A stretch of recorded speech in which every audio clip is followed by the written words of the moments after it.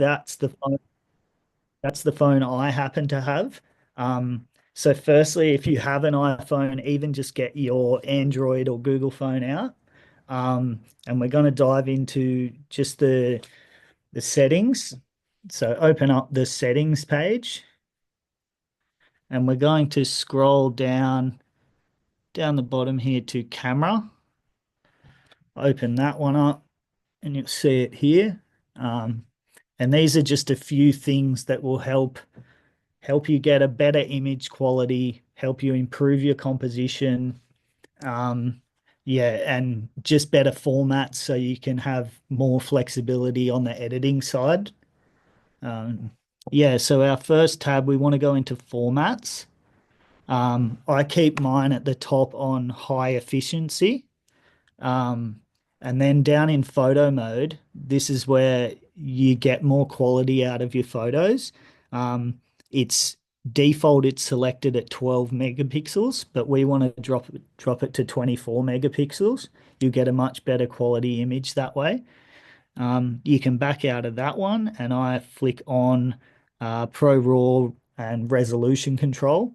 This will help you this will give you a raw image that you can edit later on in some apps that will suggest to you. And even on the native camera app, you can edit and adjust your settings.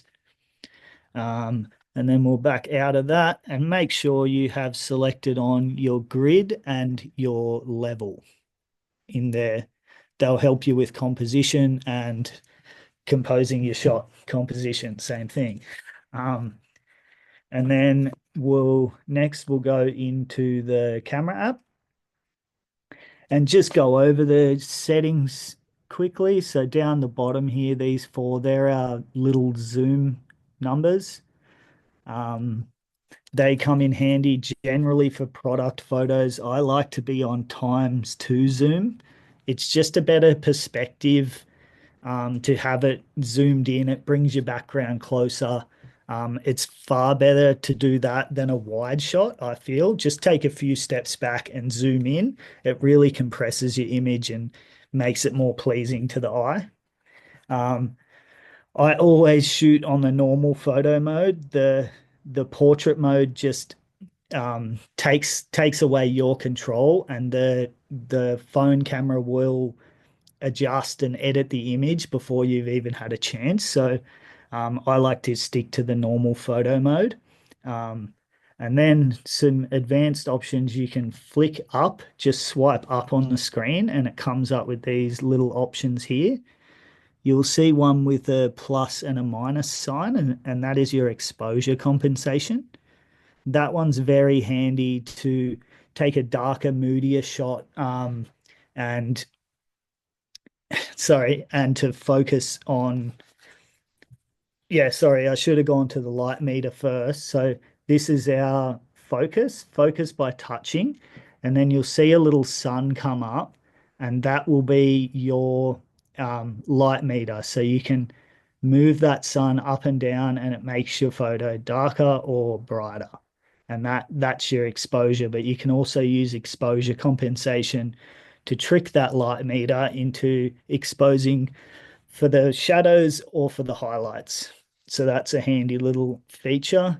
Up the top, I always keep flash turned off unless I'm taking a selfie, which is rarer than hen's teeth.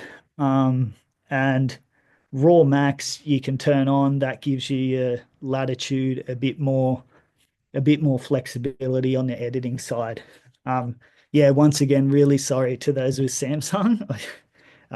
We'll try and get you some more information in the blog post. I think we can move on from there, Ella. Yeah, beautiful. And it's really important to know what Davey has spoken to tonight about like things that you can use in your iPhone, those further tools. The way you're going to get the most out of that is just by having a play. Exposure does have some rules and stuff around it, and we'll touch a bit more about lighting in our next section. But it's really important to just go away, take lots of photos, and that's where you're gonna grow and learn and apply what's we're talking about tonight. So without further ado again, we'll move along to lighting. Again, lighting is so important. Going to just when you're trying to sell something that's in person to the digital world, it's really the thing that makes it come alive. Um, and let's just ask Davey where we can find light sources in the house that are gonna elevate those image quality, and how it's gonna improve. Yeah, thanks, Ella. Definitely. Oh, I'm just loading up here. Yeah, so yeah, definitely around the house. You can find good light anywhere, really, but the best light inside your home is going to be near a window, just like this. And when the light comes through a window, it bounces off the wall and it's nice and soft and provides you with a nice, a nice contrasty image, and is on the left here is an example of how I shot a few products here at Craft the other day. Just as simple as you like, just a window and a white background. Some great ways if you wanted to shape your shadows, you can do that. You can add more light by bouncing this. I would place this on the opposite side of the window, allow the light to bounce back onto your subject. um yeah, this is like a photography one, but you can do exactly the same with a piece of white cardboard. Yeah, bit of tin foil on that side. This one just gives you a bit more of a stronger reflection. I'll turn my light on here so you can see it properly. um yeah, so that's how light bounces. You can go to Officeworks, grab yourself a piece of cardboard, like core flute works great as well. You can also use black to cut down on the light and do the opposite of effect. You can make the shadows harsher. And then you can also sculpt light. And then, yeah, just outside is great. You can, on a sunny day, you can get harsher light. You can just find a nice concrete path, whatever. That's a nice background, a nice wall. Then you can go for softer light, which will be in the shade or on a cloudy day. The sun is just like a big flash in the sky, and if you have a cloud that goes over the top of that, it just softens it and makes it a more pleasing, yeah, light to use for photography. But yeah, definitely harsh light works as well, and it's very in vogue at the moment, using harsh light and really strong shadows. Um, yeah, I think that's about the best places to find light in your home. And then definitely on this one, get creative, play with it, bounce it, use different colored things on your bouncing light can provide different images. Just get creative and play with it. I'd encourage you to do as much of that as you can. And yeah, even when we're taking photos at Craft, we tend to use a foam board to do our light bouncing. Yeah, Um, I just wanted to draw your attention, Davey, quickly. To we've just had a question in the group chat, which is when would you use a photo box for objects? I would use a photo box. I Funny enough, my friend owns a tobacconist and I take photos of products in there, and he wants a seamless white background for his photos. So a light box gives you even light on all sides to make it a nice seamless white background. That's great if you're doing like products on Amazon or eBay or e-commerce, anything like that. But it's really, I guess, can be a bland image. Um, yeah, definitely you want some more directional light that's gonna cast interesting shadows and things like that. I guess for glass artists, a light box could be very handy because it gives you pleasing reflections. Um, but yeah, yeah, that's where I'd use a light box. Beautiful. And we'll just quickly discuss.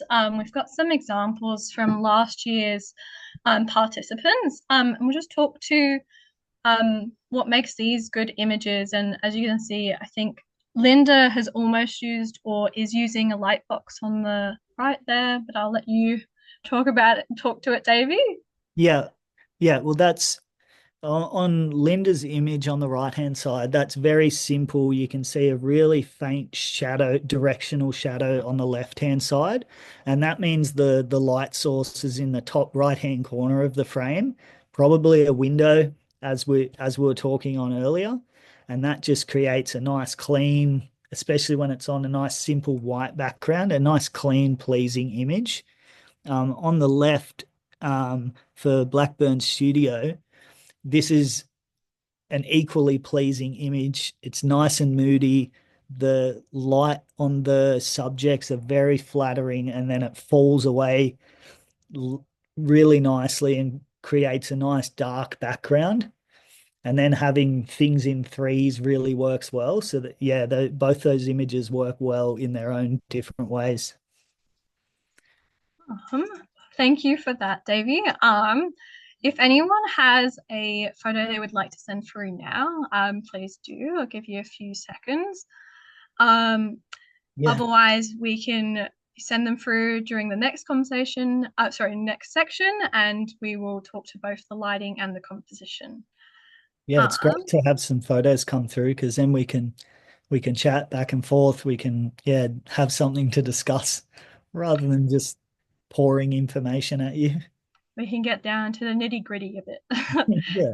um, so I'll let you guys have a moment to send that through, and just while you're doing that, I'm just going to ask Davey the next question. We've actually got one coming through. Oh yeah. Beautiful. So we've just got one through from Rachel and Andrew there. If Dave, if you want to have a look at that one. Oh yeah.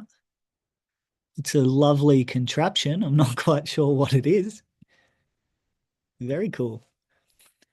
Okay, so this one looks like it's been photographed indoors at night with maybe different light sources. So maybe house lights that's creating the shadow of the handle and the one on the backdrop. So lights coming from different directions. Um, what you can, yeah, I guess it definitely better to take and easier to take photos in the daytime. Also for this one, I would probably step back and zoom in just to give a better perspective on the subject and leave a bit of breathing room around it, just so it's not so cramped. But other than that, it's a great photo, um, and really interesting item. Thank you. I hope that is helpful, Rachel and Andrew. Thank you for sending that through. Oh, it's a Um, coffee grinder. I um, don't drink coffee, sorry. we'll move forward over into composition. I'm sure we will all be very aware as artists. It's pretty important to everything that we do and we create. But how does that translate to the camera, and how can we utilize it in the lens, baby? Um, Sorry, I was just reading the question in the chat. Was this the composition question? Yes, yes, Yeah. composition. Yeah, sorry, I was reading yeah, Deirdre's message in the chat. Okay. Yeah, composition is one of the most important parts of photography. It can take a good image and make it great, and especially when you're photographing work, it's really important to capture all elements, all details, and have it in the frame in a pleasing way. There's many rules in composition. There's leading lines, the rule of threes, there's the golden circle Illuminati thing. Lots of them can be broken. One of the most useful ones, and I think a lot of people in the arts world would know, is the rule of thirds, which are demonstrated on screen here. It breaks the image up into thirds, and the pleasing, the I guess the highlighted parts of the images are placed on the intersections of those thirds. So the mountain and the waterfalls are placed on opposite thirds, and that allows the eye to move through the frame. Um, but I understand that we're not all taking photos of amazing waterfalls in Iceland. So when we're photographing our work, I would say one of the most important things is to fill the frame, um, keep lines that are supposed to be straight, keep them nice and straight. Um, and what I mean by filling the frame is you want to see all of your detail in your work, and it needs to have a nice um, position in the frame instead of just your work being like here and then all this empty space. We want your work like nicely positioned within the frame. Um, yeah, I think that's about covers. Ella, if you got anything Yeah. to add? Um, yeah, and as Davey mentioned, like as I'm not a professional at all, but when I was doing the challenge last year, some of the ways that I filled the image was also by having other objects surrounding it that either highlighted key colors to make my main object pop. I Yeah, also, you can also see in these images how sometimes breaking the rules and breaking the rule of thirds is what also makes the image yeah, interesting and fun. yeah, So we've just had an image sent through from Tim yeah. in the And chat if you'd like to have a look at that. I see that Rachel and Andrew were at that waterfall 2 weeks ago. So lucky you. Oh, this is beautiful. Um, that's great. No notes. Like, yeah, I love the way you've captured the little water droplets on the leaf that magnify those details in the leaf, like veins, stems, I guess you'd say. And it's a really great composition with the swirly leaves around, just leading your eye into that center. And really, there is no dead space here, nothing that I'd do away with in the image. Yeah, I really love that one. Before we move on, does anyone else have any photos they would like to send through for David to have a look at? I'd also just say, as Davey mentioned, there's a lot of rules that again are not make or break. You don't have to stick Yeah, to them, but if you would like to experiment with them, we urge you to have a little Google for more. Um, Rule of thirds is really just rudimentary and yeah, the most basic, and will really help you take the best images. absolutely. Be creative. So we've just had one through from Hazel. Davey, you want to Yeah, have a look at cool. Is that an embroidered bus stop? That's great. Um, it's a oh, sorry. Yeah, that's a great image. What I would say is that's a great image for your detail. Then maybe I would place your work, beautiful work, by the way, on maybe a background of your choice and then step back so it shows the scale and the size. Um, Maybe style it with a few objects could be helpful. But yeah, other than that, like you can't do a whole lot more than that. Yeah, it's a beautiful image of your work.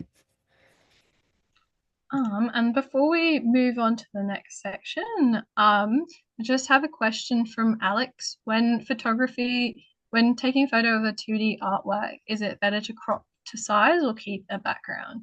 I think Hazel's is a pretty great example of how powerful a background can be. But I'll let you Yeah. say more. Yeah, I think a bit of both definitely have a place. I would like a background for scale and for a sense in that one. Like it's hard to tell if it's just a scan or a drawing or something. It's nice to, you could even step back, get some background, take the full thing as you have, and then step in even further and get some detail of the stitching as well. And you could do that on like a carousel on Instagram, put up like lots of different scales. But yeah, I think with the embroidery, I would step back just a touch and leave a little background. Beautiful. Thanks for those, and thanks for having a look at those, Davey. We're just gonna move into our last section.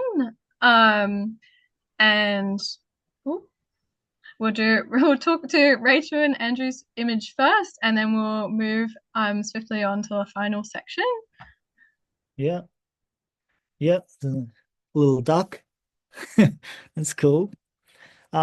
Yeah, it's a great photo. It's a nice use of rule of thirds. You've got the duck down in the bottom third. And what's great about it is the duck is facing into the frame. So it's not just looking off into nowhere. And looking into the frame really shows that it's heading somewhere and leaves the viewer wondering. Um, Lighting is great. It looks like it's maybe sharp on the or in focus on the duck's bum. So next time, maybe try and get the head in focus. But other than that, yeah, great. Beautiful. And on the slides, we've just got some photos again of like some photos from last year. Just again, a really great example of what Davey was talking about earlier about filling those images.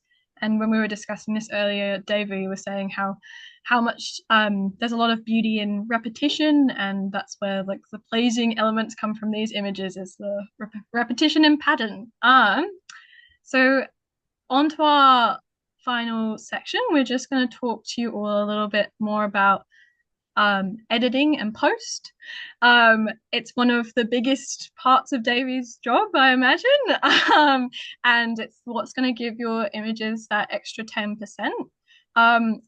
We're all, I'm sure, familiar with Adobe, but we're just going to explore what might be a little bit more accessible and on your phone, and also touch into Adobe Lightroom as well.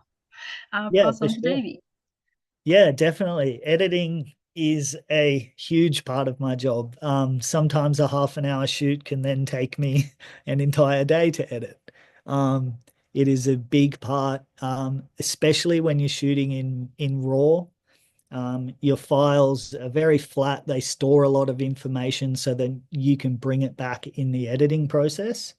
Um, and for, I guess, phone users, the easiest way to edit is you just take a photo. I'll just take a photo of my screen here. Whoa, photographer, look at him go. Um, yeah, and so it's these three little adjustment lines down here. You tap on those guys, and that brings up your editing panel, and you've got lots of things to choose from. Um, yeah, you've got your obvious ones, exposure. That's going to make it brighter and darker. Sorry, I'm just trying to keep this in the right spot. Um, yeah, there's brilliance. I'll be honest, I have no idea what that does. So I'd leave it alone. I think it just like automatically changes things. It's weird. I would stick to highlights, shadows, contrast. Your highlights, if there's something a touch too bright in your photo, you can always bring that down. Likewise with your shadows, if something is a touch too dark, you can bring your shadows up and open up the shadows so you can see a bit better. Contrast is just gonna darken the shadows, brighten the highlights to increase the color vibrance and saturation all at the same time. Um, and then you've got your black point, and then you've got your saturation, vibrance. I probably wouldn't just go putting them all the way up to 100. It's a mistake a lot of people make. And then you've got your warmth, which is your white balance, making it cool or warm. Yeah, and then there's a few free editing apps that I've found that one of those is Snapseed, which is this little guy here. Sorry, we're doing things backwards. We've got them up here. Yeah, so Snapseed is very similar to the camera app. It gives you your minor global adjustments, highlights, contrast, shadows, whites and blacks. VSCO is going to give you more presets and already pre-edited styles that you could throw over the top of your images, which isn't a bad thing. It can help you learn how to edit. If you throw that over the top, you learn what you like and what you don't like. Um, those are both mostly free. And then we've got Lightroom Mobile, which is $7.99 a month, and I think you get a 7-day free trial. But Lightroom is what I use as a professional photographer. It has got everything you will ever need to edit photos, to export files, to resize. Yeah, very powerful tool for a decent price and very simple to use. You just move sliders back and forth. It's very user friendly. Beautiful. Anything, Oh, anything to sorry. add, Ella? Yeah. I think you really well that's covered everything. And I think a really important thing to note when as Davey says, Davey uses Adobe.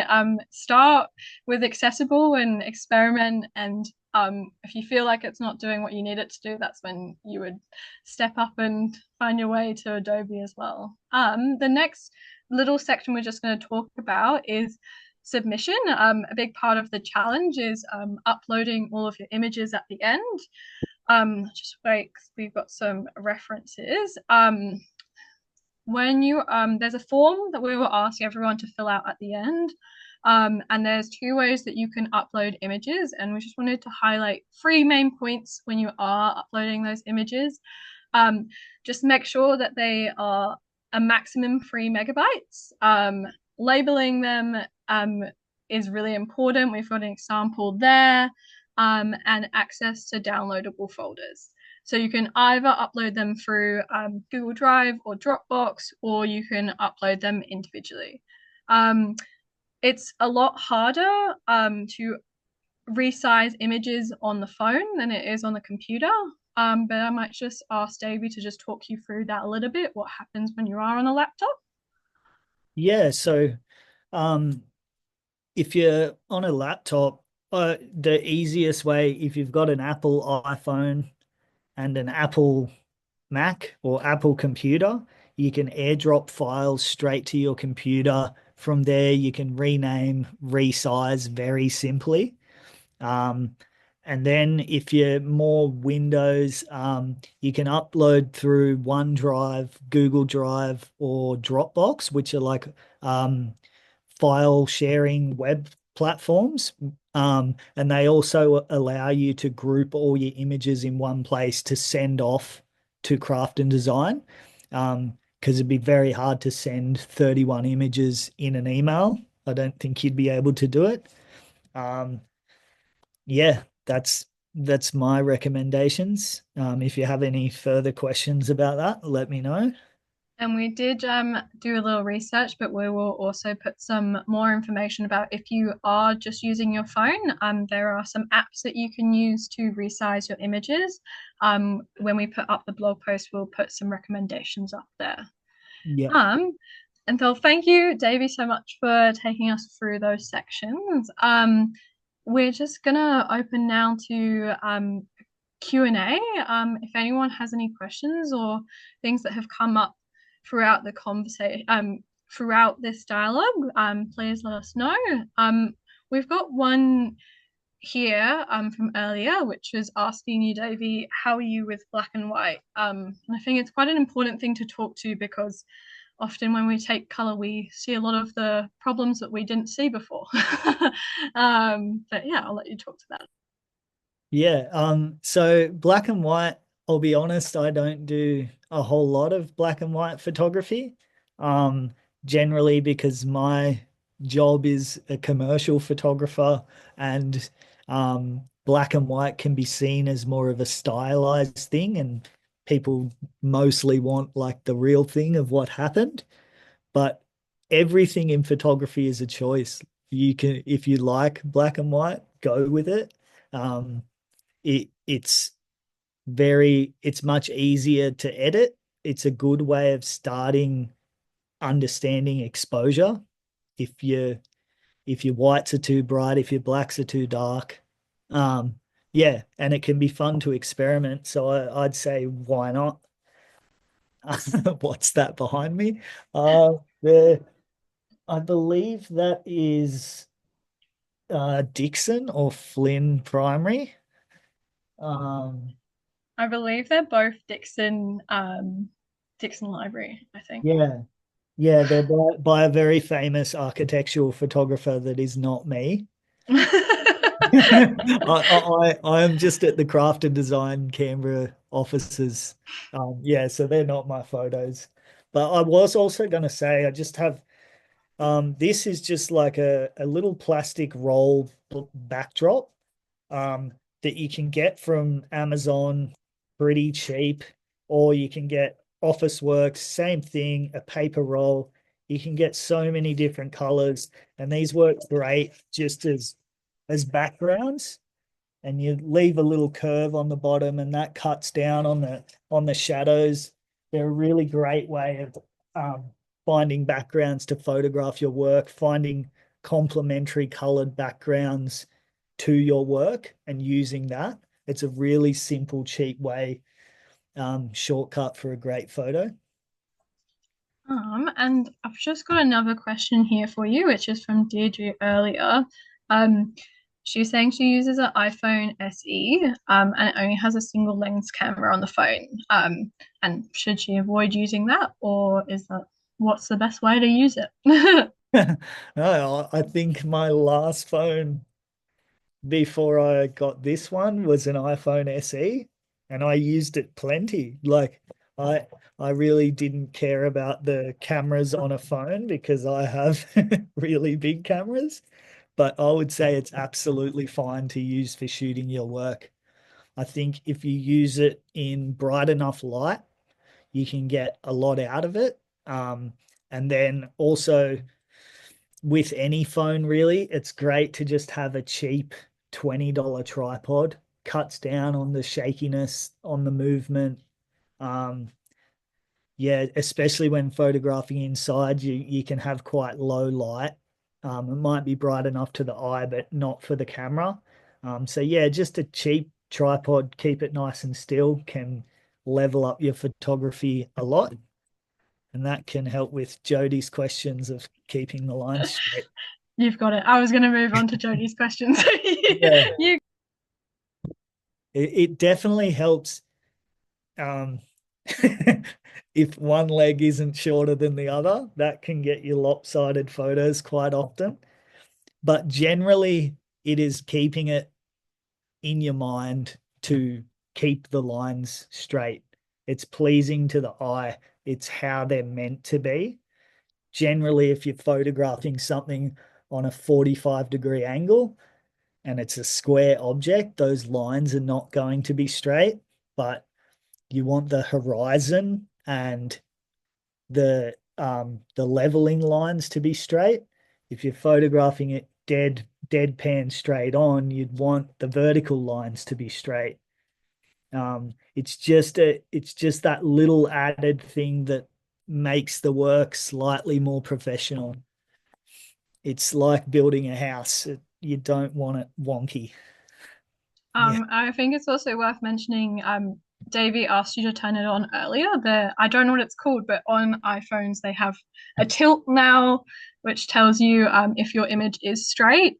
It's got a little white line in the Is the middle. level, yeah. And now it's just on my nose there, which is very pleasing. Um, yeah, and it'll tilt when you tilt back, it shows you what you need to do. Tilt forward. Yeah, it's very helpful. When it goes bright yellow, you're perfectly level. If it's white, yeah, very easy to use. Um, well, unless there, I can't see any more questions. But thank you. We might. Oh, um, this will be the last question for tonight. We'll go with Kelsey's question, but if anyone else does have any follow-up or something comes to them later, please send through a question to either call us or email us. And Kelsey's just saying, are there any particular tips or tricks for photographing different mediums, jewelry, embroidery, etc.? Yeah, really, it just comes down to the surface itself. With jewelry, it's going to be more reflective than embroidery is. Um, in a sense harder to photograph, also smaller, so you're going to get nice and close. One tip is for jewelry, glass, anything super reflective, is you want nice soft light. Um, and it really to do that is just like throwing up a white bed sheet on the window just for something for to break the light and have it pierce through that really softens up the light. Um, and embroidery, just go for your life. Yeah, same thing. Beautiful. Well, we'll finish up there. Thank you so much, Davey, for sharing all your tips and tricks with us. Just again, a little reminder that there are two more events coming up. We've got the Late at the Gallery next week. It would be great to see some people there. We've got Layla Music playing live, and we will be talking to some of the past participants and asking them questions. Um, and there will be a bar as well. um, to reiterate, if you haven't signed up already for the 2025 Daily Creative Challenge, please do. And if you know anyone who's looking to get involved, pass on the message and spread the good word. Thank you all so much for tuning in tonight, and we will see you all soon. Thanks very much, everybody.